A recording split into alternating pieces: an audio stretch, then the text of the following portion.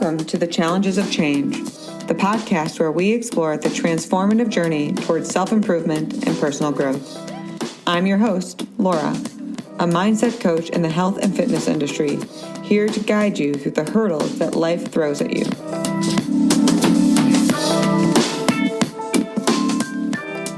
In each episode, we'll delve into practical strategies and insightful discussions to help you manage stress, regulate your emotions, upgrade your mindset, and ultimately reclaim your sense of worth. I'm thrilled to have you join me on this journey of change, challenges, and self-discovery.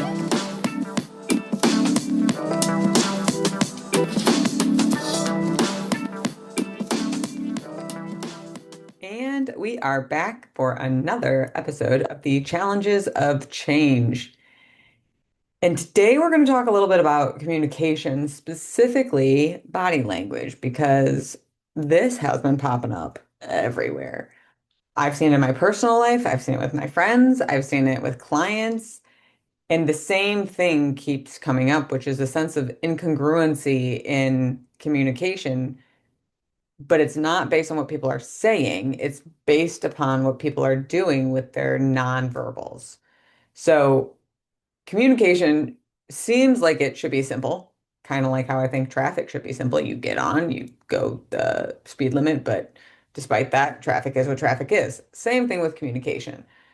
There are levels of distortion and filtering all of our brains naturally go through that makes it like this never-ending game of telephone. But that's just communication in general. Then there's nonverbals, right? So 80% of communication actually comes from our nonverbals, which if you do any research into texting or emailing or even phone calls, you'll see that we've learned kind of different social codes of how to communicate with people based on these different modalities. I remember when texting first came out, I had to be told that I needed to use more emojis because I'm a very direct person, and that can sound like I'm yelling at you if I'm just texting you. And so a lot of my friends are like, "Are you mad?" I'm like, "No, why?"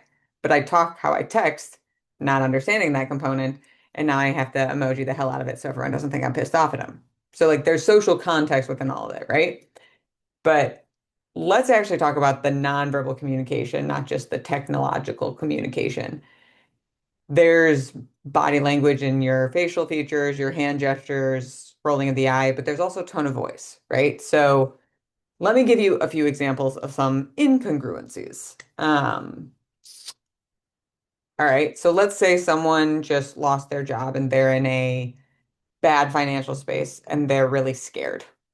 Okay. Incongruency would sound like, "Oh my God, you lost your job?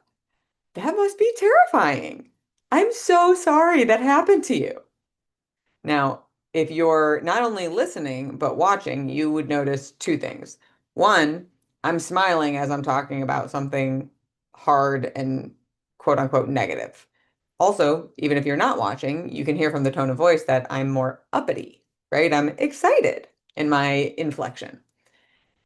I bet even as you listen, you're like, that doesn't make sense. What are you actually trying to say? It actually probably made you feel a little icky, like I was manipulative or something like that, because that's what we experience when there's an incongruency. So let's do another round. Why? Let's say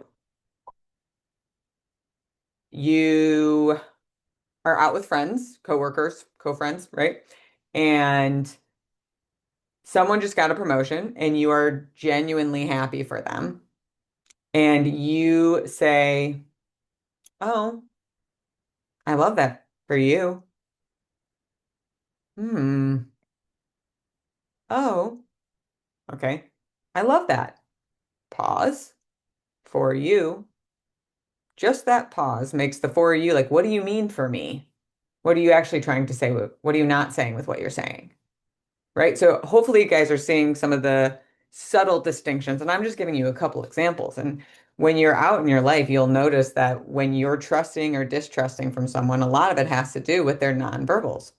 So for instance, this can come up in a handful of different ways. It can come up a lot with interviews in general. People are wanting to be professional, so they kind of mute themselves, which can create kind of a lack of understanding or a lack of knowing from the recruiter's sense or the interviewing employers who are interviewing, whatever, you know what I'm saying, right?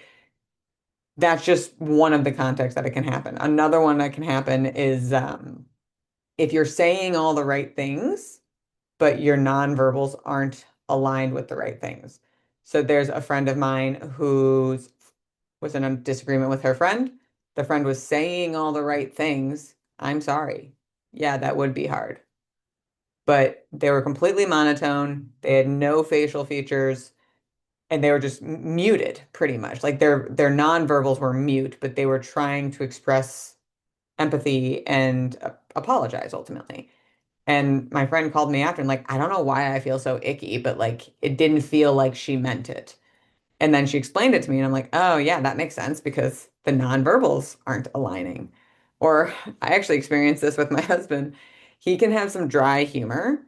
And there's a quote that I heard early in my life that 50% of jokes are true. So when he's saying things to me sometimes and he doesn't inflect or use certain clarity that he's trying to be telling me a joke, I think he's being honest. So he might say, yeah, we should totally do that.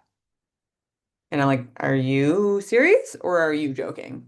And I've literally had to have a conversation with him. Like, I need you to give me a little more oomph, verbal inflection or facial features when you're actually joking. Otherwise, I'm always going to think that you're serious. And it's funny because I'm not the only one who struggles with this with him. I've seen other people in his life also be like not being able to recognize when he is and when he's not joking. Um, or I'll give you another one.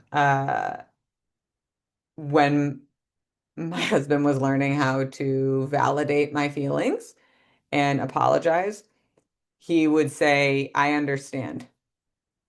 And it was definitely progress. And I'm not at all complaining because I'm so grateful to have a partner who is willing to work with me to like make sure I feel loved. And it was a ton of progress from where we were. But it's still, I was like, do you though? Like every time he said that, I'm like, I don't really believe you because he couldn't tell me what he was understanding and he didn't have any inflection around it. So naturally, it made me feeling a little unseen, but I was so grateful that he made the effort. Now let's flip it, where I'm the quote unquote struggling one. When I get too angry, I can still remain calm, but I've learned to listen to my tone of voice, right? So if I'm saying something like, okay, I understand that I made you feel like you weren't considered. And that would be really hard. It really would be. And I am sorry about it. That's one thing. And how am I supposed to tell you when I feel what I'm feeling if every time I tell you what I'm feeling is thrown back in my face? So I don't actually have a specific example in my mind that I'm thinking of, which makes it a little bit tougher, but hopefully you can tell just by the tone of voice and the loudness that maybe I'm not as sorry as I'm saying I am. So this comes at us from all different angles all the time, and we don't understand why. When we are struggling, feeling misunderstood, look at your nonverbals. So often, that's actually what's at play that's causing us to be misunderstood. And let's be real, no one likes feeling misunderstood. But if our body language, our tone of voice isn't aligning with what we're saying, it can create confusion. For instance, you've heard me on this podcast before say that many people growing up told me I was intimidating. And now I get it because I have a resting bitch face. So if you look at me, I just look angry when I'm not paying attention to my face, which is like never unless I'm on a Zoom call when now I can see myself and be purposeful about my nonverbals. It might sound silly, but even before we had language, we found a way to communicate. So if you're struggling to feel understood, if you feel like you're not getting your point across or you're missing things on interviews or you're feeling like other people aren't understanding you, maybe you need to look at the nonverbals, not just your own, but theirs. How do you notice their tone of voice changing? If someone's saying, yeah, now I have to go on twice as much, do you think they're happy about the fact that they have to go on twice as much? No, that's negative, angry tone of voice. If someone says, that must be really tough. Do you believe that that's really tough? Probably, because it's a softer tone of voice. So notice how not just what people are saying, but the nonverbals and how they say it, not just their attitude and the tone, but even their face and their eyes. Not to call us out, but ladies, we love a good eye roll. That does not help us. I do it too. I try to stop, just close my eyes and do it in my eyes, hoping no one sees it. I try not to do it in general, but humans are humans after all. So to bring things together, we are here in general in this world for connection. That's what I truly, truly believe. That's why we are creatures of belonging. Being able to communicate in a way that can be received and understood is really, really important. We already have multi-layers of distortion based on our filters, our limiting beliefs, and even our attention span. We're not always listening when we're listening. Sometimes we're just hearing. But if you're not feeling understood, it's not always about what's being said. It's about what's not being said or what's being said in the body language component of your life. If you're struggling to get a job, notice your nonverbals or notice their nonverbals. Listen to yourself. And if you aren't sure, record yourself in a mirror. But so much of the things that we try and do when we're facing hard challenges, whether that's having a hard conversation, interviewing, being vulnerable, we get really sensitive to communication and it heightens our radar around the nonverbals. So if you want to be an expert in communication, start taking notes. And here is my, I guess, exercise challenge to you. Listen to yourself when you talk. How do you hear your own tone of voice? Do you notice when you're getting an attitude? Do you notice when your voice is elevating? If you're on Zoom calls or just, what is it? Google Meets? Is it? Teams, I think they call it now. Whatever. If you're on a video call, just whatever. If you're on a video call, look at yourself. How is your face when you're not listening? Are you having a Laura resting bitch face? Been there with you on that, but maybe that's why people think you're scary. I'm just saying. So hopefully this can help you find some key components in your life where maybe you're not the problem in the sense of being misunderstood. Maybe it's something you're not even looking at. But whatever you do, bet on you, challenge yourself, and work on yourself because being a better communicator is never going to be a disservice.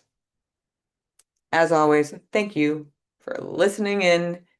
Share this with a friend, comment, tell me if it's called Teams or Google Meets or whatever the hell it's called, and I will see you next time.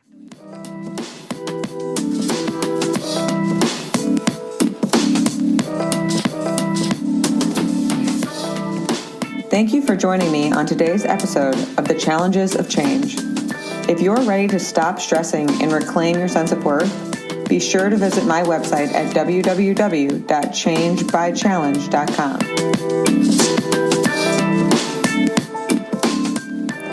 There, you'll find loads of resources, blog posts, and information on how to work with me, Laura, as your personal mindset coach. Remember, if it doesn't challenge you, it won't change you. Don't let burnout or any other obstacle hold you back from living your best life. Take the first steps towards positive transformation today. Thank you again for listening. Stay confident, stay inspired, and embrace the challenges of change. Until next time.